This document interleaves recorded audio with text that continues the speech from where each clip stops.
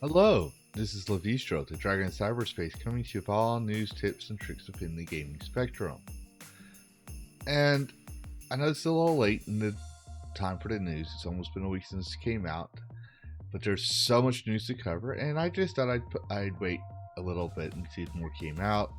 Which, at this time of recording, nothing new came out, so I'm going to go ahead and cover it. And what am I talking about, you say? Surely I'm not covering something important. Except maybe Microsoft just beat the FTC again, and it's still all about Activision. For those who don't know, Activision owns the Call of Duty series, right? So Microsoft bought them, and apparently people were claiming that it was illegal, and that they were going to monopolize the Black Ops game. But let's continue on to see how they won. Microsoft sealed the deal to acquire Activision Blizzard King in October 2023, and since then the buyout has proven to be a boon for the gaming and tech titan. For instance, when Black Ops 6 was released last year, the first day one Call of Duty title was to hit Game Pass, it led to the single biggest day for new subscriptions on record.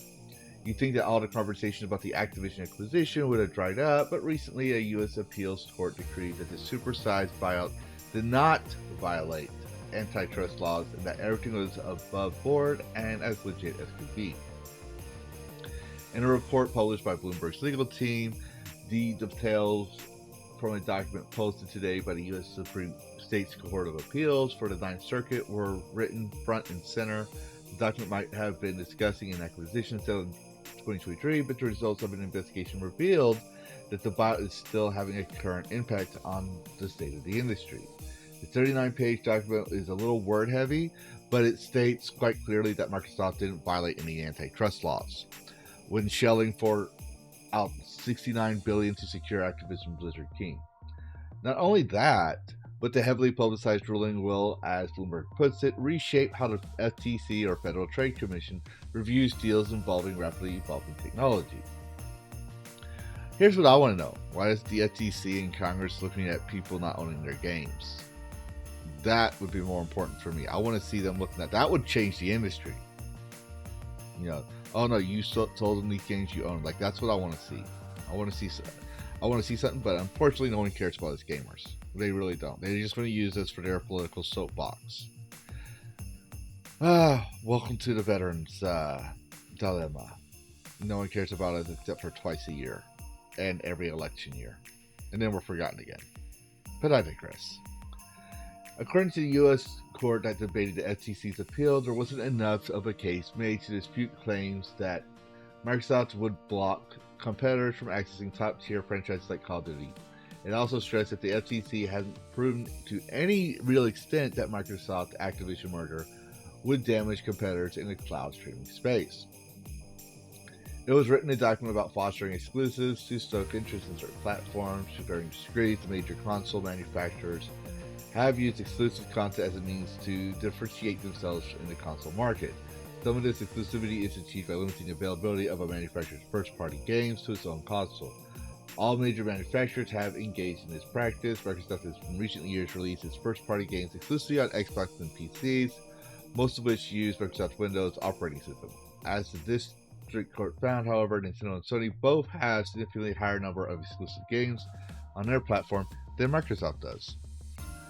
Everything Microsoft promised during the landmark FTC trial has been delivered, more or less. We are yet to see a Call of Duty title surface on Nintendo Switch, but the second iteration of the best-selling console is on the horizon. It's only a matter of time. Yeah, I thought this was actually over and done with, but to be fair, devil's advocate here, when I was a little dragonling, my parents would talk about Congress trying to split up Microsoft. Like, Microsoft is no stranger to threats from the federal government, and I'm not being Microsoft chill here. Microsoft is really big, and people use Microsoft over Apple, and it wasn't until Steve Jobs came out with, what was it? Originally it was Macintosh, and then he went with Apple, and then the Apple product started getting big in the early 2000s, and now he's gone. And Apple, you're just buying a brand. Because as it's and kind of the same with Microsoft. I won't lie, but more people are familiar with Microsoft. So when I travel the world, I've seen people use Microsoft. I've seen people use imitations of Microsoft's operating system. While it wasn't Microsoft per se, they imitated it, and depending on which country you're in, the laws are loose around there.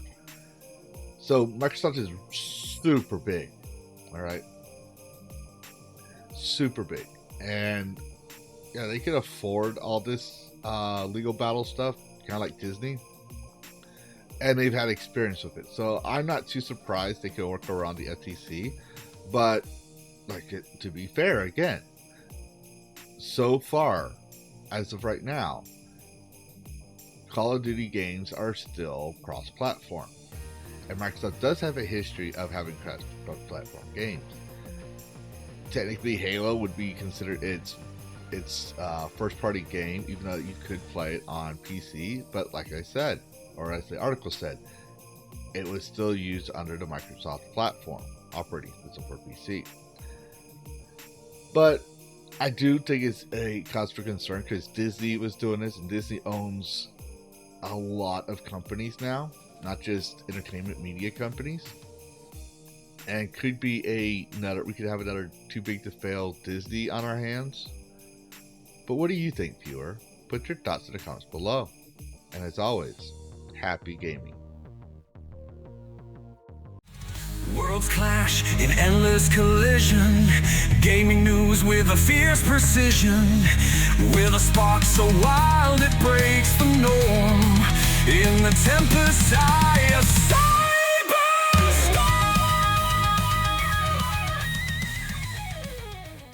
Reclaim gaming in Dragon Cast. Fire breathing wide, screaming loud. Lavistro's here to shake the crowd.